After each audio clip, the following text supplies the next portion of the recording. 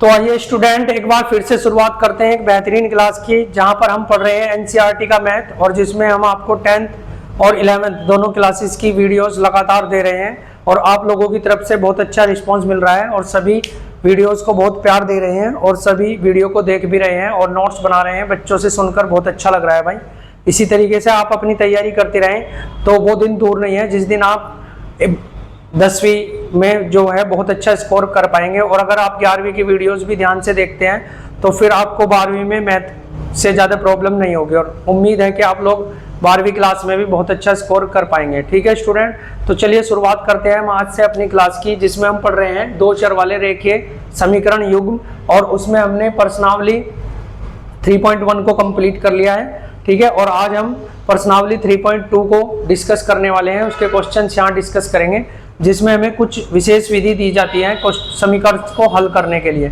तो यहाँ पर अगर मैं बात करूँ, यहाँ पर लिखा हुआ है निम्न रेखीय समीकरण, यानी ये रेखीय समीकरण है। जिन लोगों ने मेरी पहली क्लास को देखा है उन्हें पता है कि रेखीय समीकरण क्या होते हैं।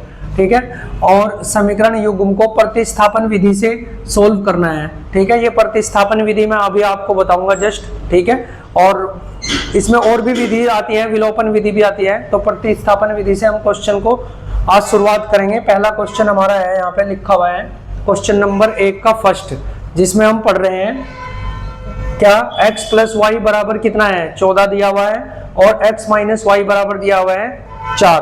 तो हम समीकरण 2 दी हुई है हमें, हम इसको हल करना शुरू करते हैं। जैसे मैंने यहाँ पे लिखा हल। ठीक है, तो हल में मैं सबसे पहले समीकरण को लिख लेता हूँ।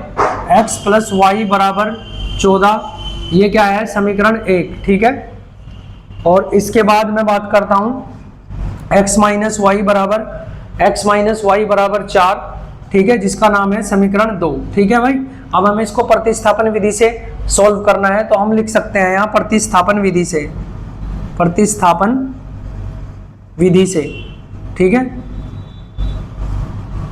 वैसे तो पेपर में आपको देगा प्रतिस्थापन से करना है या क्या करना है। अगर वो प्रतिस्थापन से नहीं देता है फिर इसको करने का दूसरा तरीका भी हो सकता है, जो हम आगे डिस्कस करेंगे, जो शायद आपको थोड़ा इजी भी लगे, है ना। विलोपन विधि होती है वो। ठीक है, लेकिन फिलहाल हमें प्रतिस्थापन विधि से करना है जबकि हमें बोला गया है। तो मैं यहाँ से जब शुरुआत करता हूँ तो यहाँ सबसे पहले हमें क्या करना है, समीकरण 1 को पकड़ना है।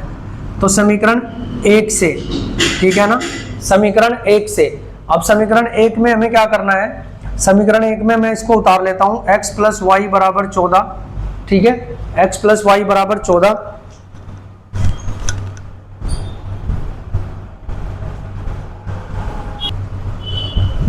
ठीक है भाई, तो यहाँ पे हमें क्या करना होता है, हमें केवल यहाँ x की वैल्यू निकालनी होती है, फिर उस x की वैल्यू को समीकरण 2 में रखना होता है। तो सबसे पहले अभी क्वेश्चन पहला है तो इसलिए आप पेशेंस से देखना, दूसरे क्वेश्चन तक आपको चीजें समझ आनी शुरू हो जाएगी।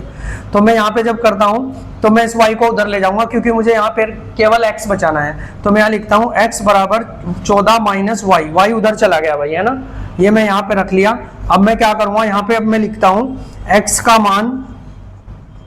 का मान समीकरण 2 में रखने पर। ठीक है भाई, x का मान हम समीकरण 2 में रखेंगे। तो यहाँ से x का मान समीकरण 2 में, समीकरण 2 को उतारो पहले। x माइनस वाई बराबर कितना है 14, तो x का मान यहाँ पे रख दो। तो यहाँ रख देंगे हम 14 माइनस वाई, x की जगह मैंने 14 माइनस वाई रख दिया, और माइनस वाई वहां पहले से था बराबर 4। ये 14 भाई उधर चला जाएगा और ये दोनों जुड़ जाएंगे। तो जब माइनस माइनस के जुड़ते हैं तो वो माइनस के 2 वाई हो जाएगा, और 14 उधर चला गया तो 14 उधर जाके माइनस हो जाएगा, साइन पलट जाएगा भाई उसका। ठीक है, तो यहाँ पे माइनस का 10 बचेगा, तो माइनस 2 वाई बराबर माइनस का 10 आ जाता है, इससे कट जाएगा। तो वाई बराबर कितना आ जाएगा, इससे 2 बार कटेगा 5। तो यहाँ से हमें पता चल गया कि वाई बराबर कितना आया है, यहाँ लिख लेते हैं एक बार। वाई बराबर 5 आ गया, इसलिए x बराबर क्या होगा, तो x बराबर क्या था भाई 14 माइनस वाई, यानी x बराबर 14। y का मान कितना निकला है 5, वो यहाँ से घटा दो तो x बराबर यहाँ से आ जाएगा 9, और y का मान कितना निकाला हुआ है 5। तो इस तरीके से भाई हमारा पहला क्वेश्चन कंप्लीट हो जाता है। ठीक है, आप इसका स्क्रीनशॉट ले लेना, मैं इसको रेज करके जरा दूसरा क्वेश्चन करता हूँ। ठीक है भाई, इस तरीके से हमारा पहला क्वेश्चन हो गया। अगर क्वेश्चन आपको ये समझ नहीं आया तो आप इसको रिवाइज करके देख सकते हैं, और फिर भी अगर कोई प्रॉब्लम है तो मुझे कमेंट करके आप बता सकते हैं, फिर कोशिश करेंगे कि इन चीज़ों को दोबारा से भी हम आपको बता पाएँ। ठीक है, तो अब यहाँ से हम शुरुआत करते हैं दूसरे क्वेश्चन की। दूसरा क्वेश्चन हमारा क्या है, सबसे पहले मैं लिख लेता हूँ हल, है ना, और हल में मैं समीकरण 1 को उतार लेता हूँ। ये s है भाई, कभी आप 5 समझ रहे हो, क्योंकि इसमें 2 चर है ना, एक चर ये हो गया, एक चर ये हो गया। जो इस तरह के पद होते हैं इन्हें हम चर बोलते हैं, और ये क्या होते हैं, अचर। तो ये समीकरण का नाम ही 2 चर वाली रेखीय समीकरण है। तो s माइनस टी बराबर 3, ये समीकरण 1 है, और s बटे 3 और प्लस टी बटे 2 बराबर 6, ये समीकरण क्या है, 2 है। ठीक है, तो समीकरण 1 और समीकरण 2। ठीक है, अब वही मैं करता हूँ समीकरण 1 से, समीकरण 1 से।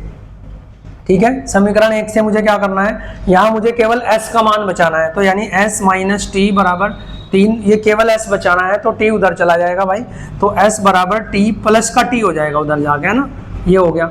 अब मैं क्या करूँगा, वही s का मान समीकरण 1 में 2 में, समीकरण आपको पूरा लिखना है पेपर में, है ना, समीकरण 2 में रखने पर, समीकरण 2 में रखने पर s का मान समीकरण 2 में, समीकरण 2 को उतारो भाई, s बटे 3 प्लस t बटे 2 बराबर 6।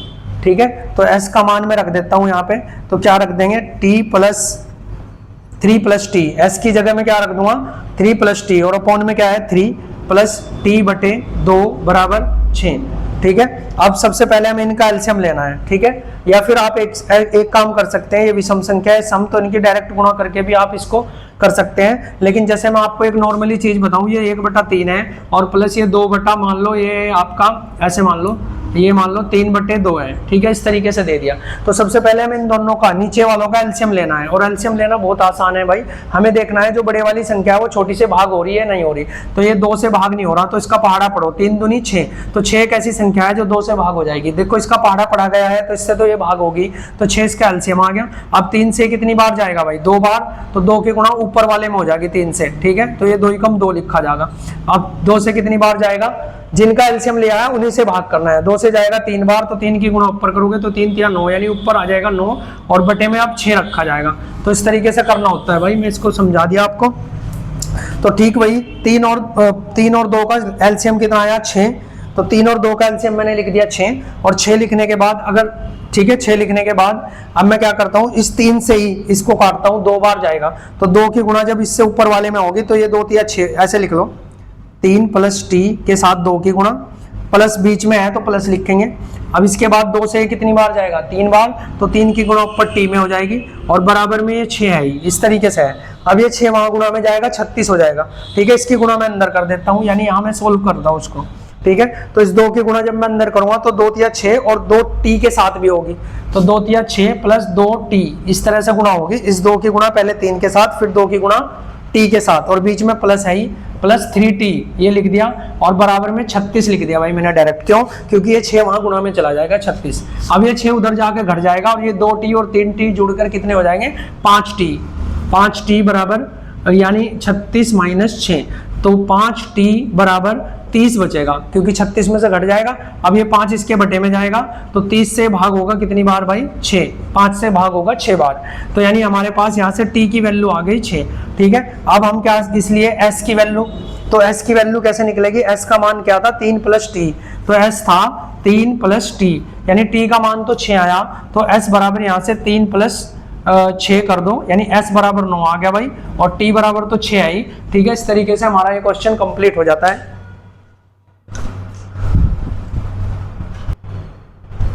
तो अब स्टूडेंट हम शुरू करते हैं अपना क्वेश्चन नंबर 2 का 4th। अच्छा, इसमें 3rd में क्या लिखा हुआ है, ये 3rd जो है सॉल्व नहीं हो पाएगा, इसलिए 3rd को हमने छोड़ दिया है ना, 3rd में उस विधि से वो नहीं हो पाएगा, तो उसको छोड़ दिया। तो अब हमने 4th को देख लिया, 4th को और 5th को देखते हैं हमें ना।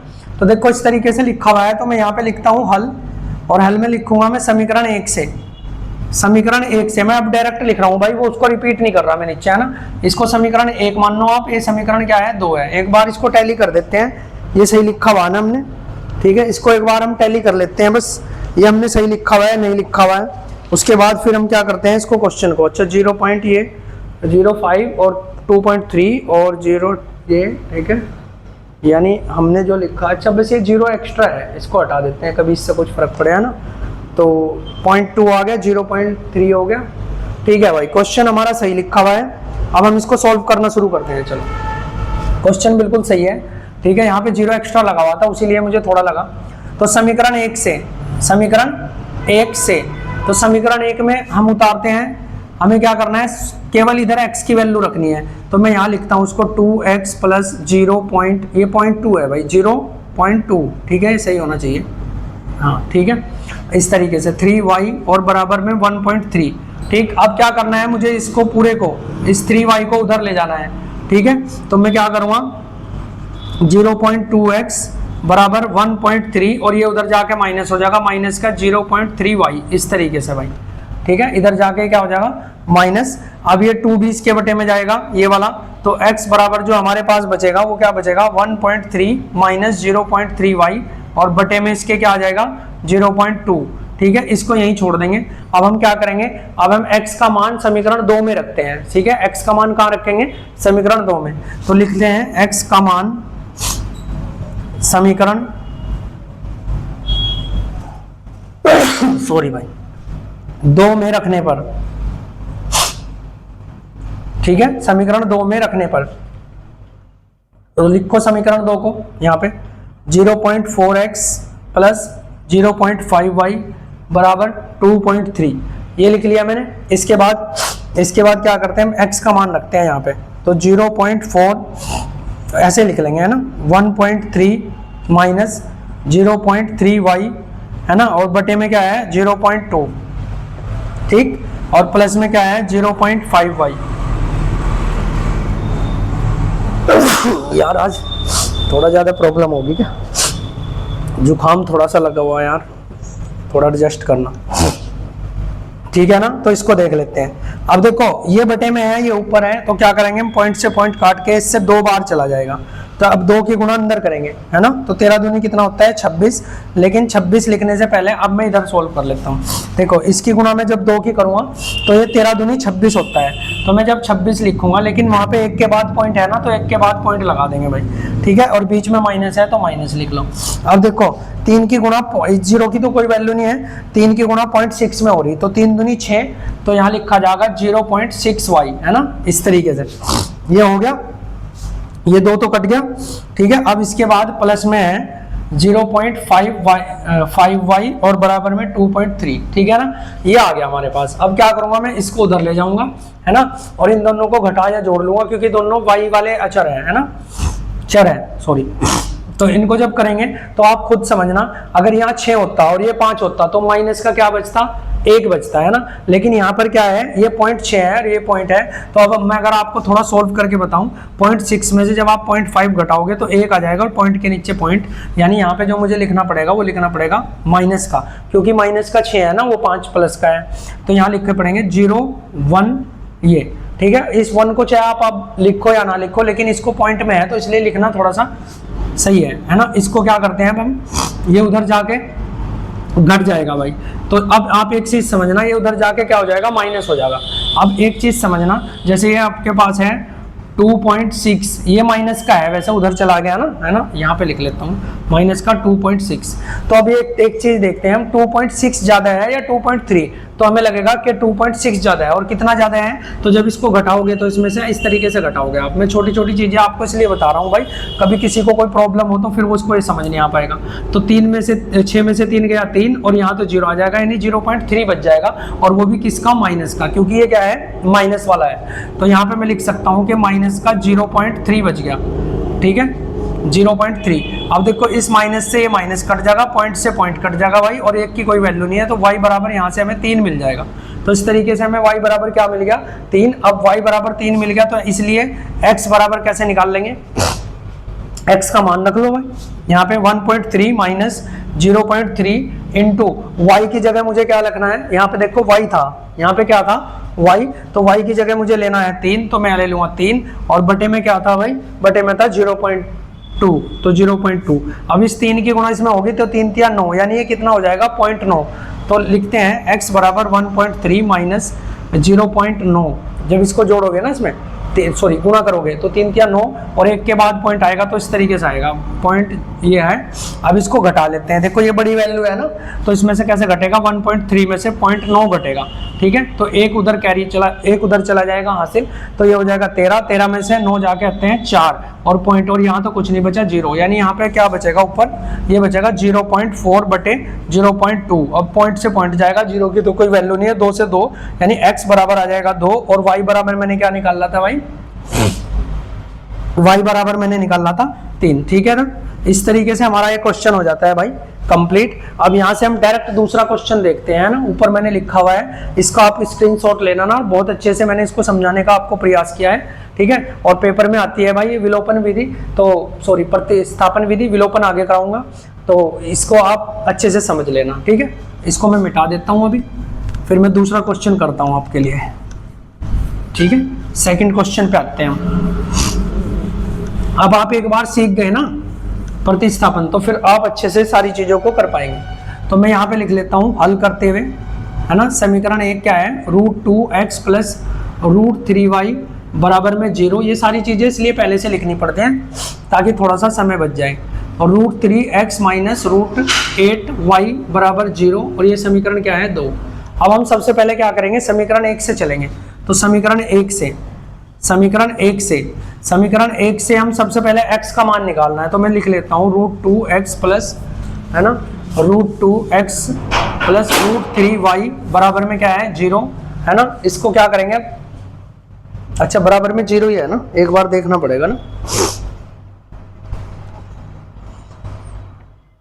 ठीक है भाई, बराबर में इसमें 0 ही है, कोई दिक्कत नहीं है।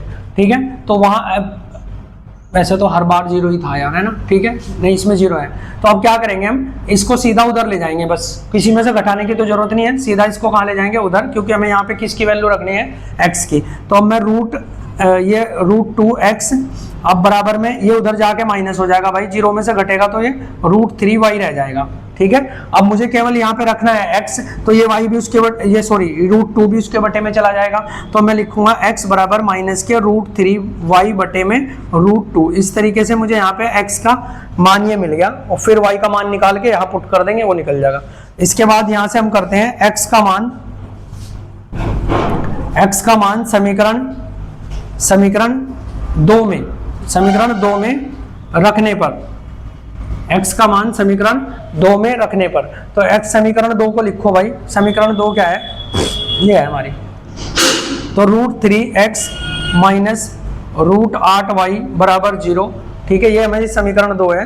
तो मैं इसमें x का मान रखूंगा, तो ध्यान से समझना है आपको, थोड़ा रूट कंफ्यूजन कर सकता है आपके अंदर, है ना, दिमाग में। चलो देखते हैं, तो √3x का मान ये पूरा का पूरा भाई यहाँ पे रखा जाएगा, है ना, x का मान पूरा का पूरा यहाँ पे रखा जाएगा। तो मैं इसको थोड़ा सा इस तरीके से माइनस √3y और बटे में √2 इस तरीके से लिख लूंगा। ठीक है ना, मैंने x की जगह ये लिख लिया, और माइनस के √8 और y बराबर 0 है ही, ये इस तरीके से। अब इसको हम इधर चलाते हैं आगे, है ना। तो अब देखो, जब √3 की गुना जब इसमें होगी, तो रूट की गुना रूट में होने से भाई 3 बचता है। ठीक है, जैसे मान लो √x की गुना अगर आप √x में करते हो तो उसका मान भाई x होता है। अगर किसी को नहीं पता तो वो चीज़ यहाँ से समझ सकते हैं। ठीक है, तो अब मैं √3 की गुना जब √3 में करूँगा तो ये रहेगा तो माइनस का ही, लेकिन ये 3 हो जाएगा, तो मैं यहाँ लिखूंगा माइनस के 3y, और बटे में क्या है भाई, बटे में है √2। ठीक है, और बीच में भी माइनस है, और यहाँ है 8। देखो मैं 8 को क्या, √8 है भाई, है ना, √8 है, तो √8 को मैं क्या लिख सकता हूँ, ये समझना आप। इसको मैं लिख सकता हूँ 4 गुना 2 इस तरीके से। और आपको पता होना चाहिए कि √4 का मान होता है 2। कैसे, इसको आप देख लो, ये किसका स्क्वायर, ये किसका वर्ग हो रहा है, तो 2 का, 2 की गुना 2 में करो, तो है ना। वैसे तो इनको मैं तुम्हें एक बार बताऊंगा, है ना, लेकिन फिलहाल आप इतना समझना कि अगर इसके कोई 2 फैक्टर हो जाते हैं सेम, जैसे 2 × 2 हो गया, तो 2 का जोड़ा एक पेयर बन गया ना, तो फिर वो 2 बाहर आ जाता है। जैसे अगर आपको नहीं समझ आया तो 9, तो 9 में किसका बनेगा भाई, 3 × 3 का बनेगा, तो इसका मान 3 होगा। ऐसे ही मैं √16 की बात करूं तो इसमें किसका होगा, 4 × 4 का होगा, तो इसका मान 4 होगा। ठीक है, ये आप समझ गए होंगे। ठीक, ये बताने का पर्पज यही होता है भाई, ताकि आप लोगों को सारी चीजें समझ आ जाए। तो अब मुझे बताना था कि √8 को मैं क्या लिख सकता हूँ, तो इसमें से आपको पता है ये 2 का एक पेयर बन गया है ना, वैसे तो 3 का है, लेकिन 2 के पेयर से एक बाहर आएगा, तो इसका मतलब 2 तो बाहर आ जाएगा, √2 वही रह जाएगा। तो इसको मैं लिख सकता हूँ 2√2, है ना, y है ना साथ में, हाँ y, और बराबर में 0 है। अब क्या होगा, इसको घटाने का, देखो इसमें से ये घटाना है तो मैं डायरेक्ट इसकी गुणा वहां पे करूंगा। और अभी मैंने आपको बताया था कि जब भी रूट की गुणा, जैसे √3 की गुणा मैंने √3 में करी थी ना, तो उसका मान कितना आया था भाई 3। तो जब भी आप रूट की गुणा रूट में करोगे तो रूट हट जाएगा, ठीक है। तो अब मैं यहाँ दिखा दूं अगर आपको, मैं ये 2√2 है और इसके साथ मुझे गुणा किसकी करनी है, √2 की। तो √2 की गुणा √2 में होने पे क्या बचेगा, 2। तो ये 2 पहले से है और ये 2 ये √2 वाला आ जाएगा, तो यानी इसका मान 4 आ जाएगा, ठीक है भाई। तो इस तरीके से मैं यहाँ लिख के बता रहा हूँ आपको ताकि ध्यान रहे। तो ये 3y ऊपर था ही, ये माइनस है ही, तो जब इस √2 की गुणा √2 में हुई तो ये 2 हो गया और 2 दूनी 4, तो ये 4y हो गया और बराबर 0, ठीक है भाई। अब यहाँ से देखना, ये माइनस का 3 है और ये माइनस का 7y है ना, तो दोनों माइनस माइनस के 7 ये जुड़ के हो जाएंगे 7y बराबर 0। ये माइनस का 3 है, ये माइनस का 4 है, तो माइनस और माइनस जुड़ तो जाएंगे लेकिन साइन रहेगा माइनस का ही। 3 और 3 7 और ये y बराबर, तो जैसे ये माइनस का 7 उसे डिवाइड करेगा तो y बराबर यहाँ से 0 बटे जब -7 जाएगा तो 0 हो जाएगा, y बराबर 0 आ गया यहाँ से। अब हम x का मान निकाल लेते हैं। x का मान क्या है, माइनस के √3 y बटे में √2। अब y देखो 0 आया है तो 0 किसके साथ गुणा होगी, तो ये पूरा क्या हो जाएगा 0 और बटे में भी √2 ये भी 0, तो यानी यहाँ से x बराबर भी 0 और y बराबर भी क्या आ जाएगा भाई 0, ठीक है भाई। इस तरीके से हमने अपना ये क्वेश्चन भी कंप्लीट कर लिया। तो आज हम अपनी क्लास को यहीं पे रोकते हैं भाई, है ना, ताकि आप लोग ये सारी चीजें समझ पाए। प्रतिस्थापन विधि क्या है, 4 क्वेश्चन मैंने आपको कराए हैं, ठीक है। और उम्मीद है कि आप लोग अगले क्वेश्चन खुद से कर पाओगे। अगर आप खुद से कर पाते हैं तो आप मुझे कमेंट करके आज बता देना, वीडियो अपलोड हो जाएगी तो आप शाम तक मुझे बता देना, ठीक है। नहीं तो फिर मैं दोबारा से जब आऊंगा क्लास लेने के लिए तो मुझे ये आगे के क्वेश्चन कराने पड़ेंगे, ठीक है। इसमें जो भी टाइप इसके क्वेश्चन होंगे प्रतिस्थापन के इस टाइप से, वो आप कोशिश करना करने की, है ना। फिर जैसे मैं बात करूँ, इसमें बुक है तो मेरे पास, मैं 1 मिनट बता देता हूँ आपको। हाँ, जैसे क्वेश्चन नंबर 5 तक मैंने कर लिया है ना, 5 कर लिया, तो इसमें 6 है भाई, है ना, केवल एक ही क्वेश्चन है 6। आप इसको करने की कोशिश करना। और 2 क्वेश्चन में भी शायद दिया है कि हल क्या मान, चलो कोई नहीं, वो मैं करा दूंगा, ठीक है। तो आप 6 क्वेश्चन करने की कोशिश करना, ठीक है भाई। तो उम्मीद है कि आप लोगों को मैं अच्छे से समझा पाया हूँगा। और जो कोई स्टूडेंट आज नया हमारी क्लास से जुड़ा है तो आप पिछले क्लासेस को जरूर देखना, ताकि आपको फिर सारी चीजें समझ आ जाए। और मैं ये आपसे गारंटी देता हूँ कि आप अगर 2 या 3 क्लासेस मेरी देखते हैं तो आपको मैथ समझ आने लग जाएगा। जैसे कि मैंने आप लोगों से पहले वादा भी किया था कि मैथ जो है आपको बहुत पसंद आने लग जाएगा, लेकिन आपको थोड़ा सा चैनल पर रुकना पड़ेगा, है ना भाई। तो ठीक है भाई, मिलते हैं नई वीडियो में। तब तक आप लोगों का बहुत बहुत धन्यवाद और वीडियोज़ को देखते रहें, ठीक है, शुक्रिया।